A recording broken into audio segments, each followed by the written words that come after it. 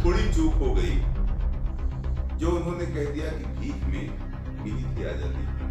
मकसद सरदार वल्लभ भाई पटेल पर नहीं, उसका मकसद सरदार वल्लभ भाई पटेल पर टिप्पणी करना नहीं, उसका मकसद सरदार क्या बोला है,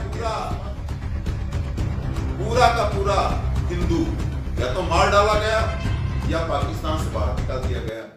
नमस्कार, मैं हूं मयंकर यादव। आप देख रहे हैं सच वार्ता न्यूज। इस समय एक सोशल मीडिया में बहुत ही चर्चा फैल रही है कंगना रनावत जी के बयान को लेकर के, और हमारे साथ हैं भाजपा के कुर्मी नेता आरसी पटेल जी, और उनसे हम समझेंगे, जानेंगे कि जिस तरीके से आज़ादी को लेकर के बयान चर्चा में इसमें चल रहा है। कंगना रनावत ने कहा है कि जो 1947 में आज़ादी मिली थी वो एक भीख थी, और असली आज़ादी तो हमें सन 2014 में ही मिली है। पटेल जी, आप हमारे चैनल पे बहुत स्वागत है।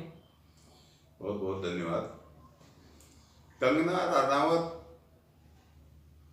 बहुत ही नेक विचारधारा है उसकी, और फिल्म जगत में मानी जानी शख्सियत है कंगना रनावत। कंगना रनावत हमारी बहन है।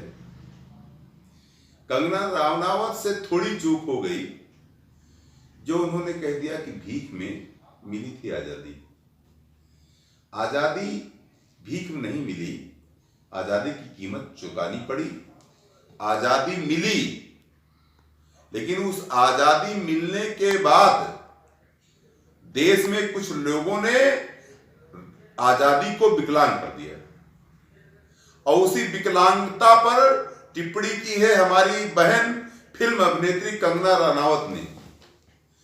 उसका मकसद सरदार वल्लभ भाई पटेल पर नहीं, उसका मकसद सरदार वल्लभ भाई पटेल पर टिप्पणी करना नहीं, उसका मकसद सरदार क्या बोलते हैं नेता सुभाष चंद्र बोस पर टिप्पणी करना नहीं, उसका मकसद चंद्रशेखर आजाद पर टिप्पणी करना नहीं, उसका मकसद डॉक्टर भीमराव अंबेडकर पर टिप्पणी करना नहीं।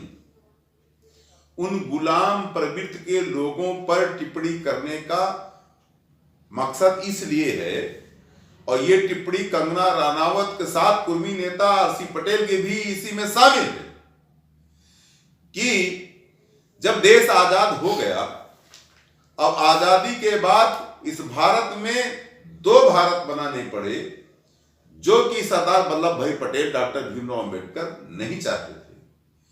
फिर हिंदुस्तान और पाकिस्तान का बंटवारा हुआ, और उस बंटवारे में पाकिस्तान का पूरा का पूरा हिंदू या तो मार डाला गया या पाकिस्तान से बाहर निकाल दिया गया। पाकिस्तान मिला था उनको, कश्मीर नहीं मिला था, पीओके नहीं मिला था, उस पर कब्जा कर लिया, तमाम सिख भाइयों की हत्या कर दी गई। तो कौन सी आजादी, किस तरीके का आजादी?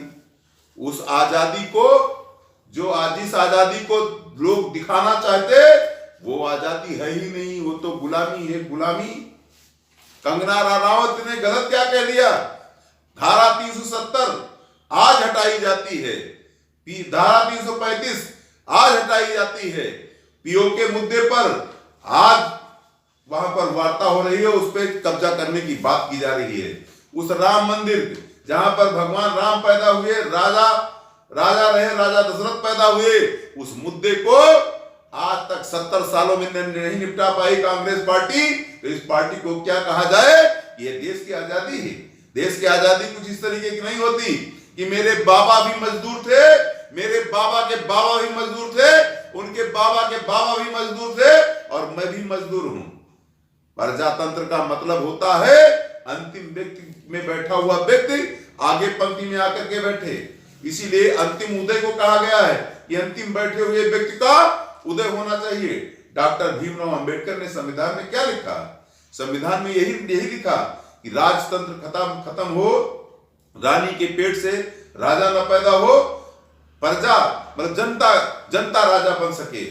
एक उस समय राजा रजवाड़े हमारे नेता हुआ करते थे, आज कुछ राजघरानों को कब्जा हो गया है। उस राजघराने का व्यक्ति ही विधायक हो सकता है, उस राजघराने का व्यक्ति ही सांसद हो सकता है, उस राजघराने का व्यक्ति ही एमएलसी हो सकता है, उस राजघराने का व्यक्ति ही राज्यसभा सांसद हो सकता है। तो ये गुलामी तब भी थी और गुलामी अब भी है, और इस गुलामी से बाहर निकलने के लिए काम करना पड़ेगा।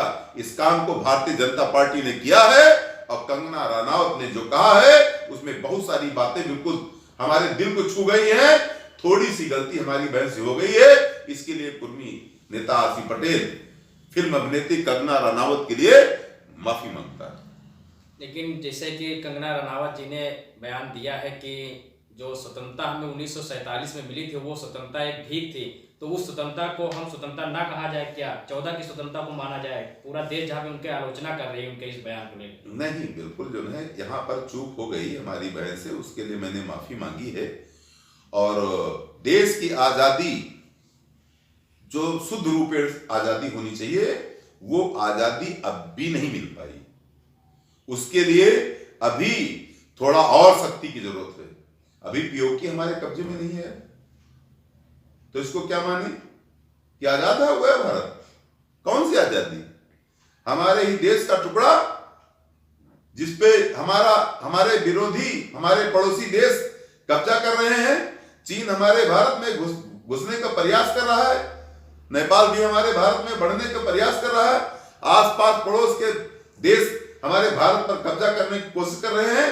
जब तक उनको जड़ से उखाड़ कर नहीं फेंका जाएगा, तब तक कौन सी आजादी, किस तरीके की आजादी?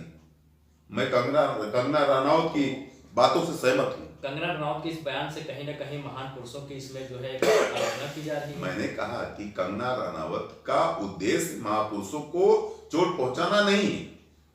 कंगना रनावत ने जो कहा कि आजादी भीख में मिली है, यहां पर वो गलत बोल गई। आशय उसका कुछ ऐसा नहीं था। किसी भी व्यक्ति से गलती हो सकती है, हमारी बहन से भी गलती हो गई है। मैं उसकी जगह पर माफी मांगना चाहता हूं। ये कुर्मी नेता आरसी पटेल बाराबंकी जनपद से अपनी बहन, फिल्म अभिनेत्री अपनी बहन कंगना रनावत के लिए माफी मांगता है। ये हमारे साथ भाजपा कुर्मी नेता आरसी पटेल बातचीत कर रहे थे।